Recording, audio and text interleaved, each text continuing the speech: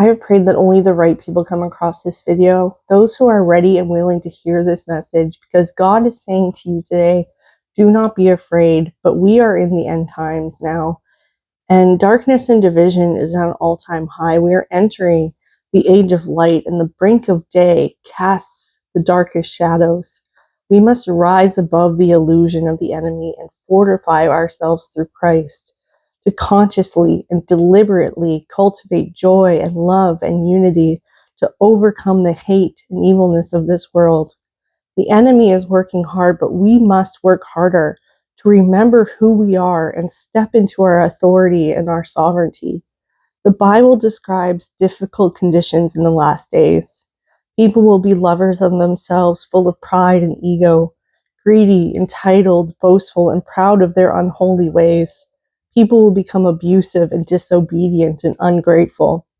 Deception is at an all-time high, so don't let anyone deceive you in any way. We are experiencing a mass awakening, the biggest in history.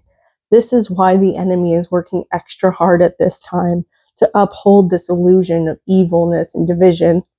Our rebellion will reveal the lawlessness of man. Avoid the people who uphold the darkness, the treacherous, the reckless, swollen with conceit, lovers of pleasure rather than lovers of God. Let us instead stay steadfast in devotion to God and His word, and may He encourage you to be faithful and strengthen you to fight the good fight. Do not dismay at how things are going, but understand everything serves a purpose in accordance with God's will. The current systems must crumble in order for things to be built back stronger and better. When you give into the darkness, you are upholding the evil of the world, and we must adapt and keep our eyes on God at this time. Colossians 3 verses 2 says, set your minds on things that are above, not on the things that are on earth. Choose God in all things that you do. Choose love over hate, light over darkness, and faith over fear. Modernized warfare is mind control and attacks on our spirit. Galatians 5 verses 1 says, it is for freedom that Christ has set us free. Stand firm then, and do not let yourselves be burdened again by the yoke of slavery. This verse speaks to the critical choice between freedom in Christ and the burden of spiritual slavery. This point in time forces us to face two different paths, one that leads to God and one that leads away from Him. It is easy to get swept up in the division of hate. We must decide to focus on spiritual truths and God's will rather than being swayed by negative or ungodly influences. Matthew 24 verses 6 says, you will hear of wars and rumors of wars, but see to it that you are not alarmed. Such things must happen, but the end is still to come. There will be hypocrites who claim to have the utmost humanity while spewing hate.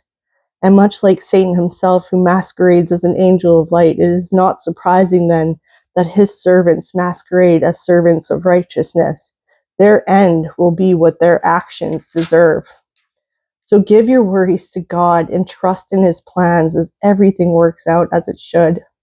Ephesians 6 verses 12 says, for our struggle is not against flesh and blood, but against the rulers, against the authorities, against the powers of this dark world, and against the spiritual forces of evil in the heavenly realms. Luke 21 verses 36 says, be always on the watch and pray that you may be able to escape all that is about to happen, and that you may be able to stand before the Son of Man. Romans 16 verses 20 says, that God of peace will soon crush Satan under your feet. The grace of our Lord Jesus be with you. Above all, you must understand in the last days, scoffers will come, scoffing and following their own evil desires. In the past, God overlooked this ignorance, but now He commands all people everywhere to repent. So you must be ready, because the Son of Man will come at an hour when you do not expect Him. God always keeps His promises.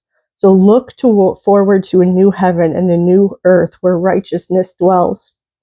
Revelation 1 verses 3 said, blessed is the one who reads aloud these words of prophecy, and blessed are those who hear it and take to heart what is written in it, because the time is near.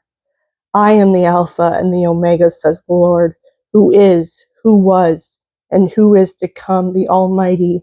So stand firm in your faith and know that everyone will hate you because of me, but the one who stands firm to the end will be saved.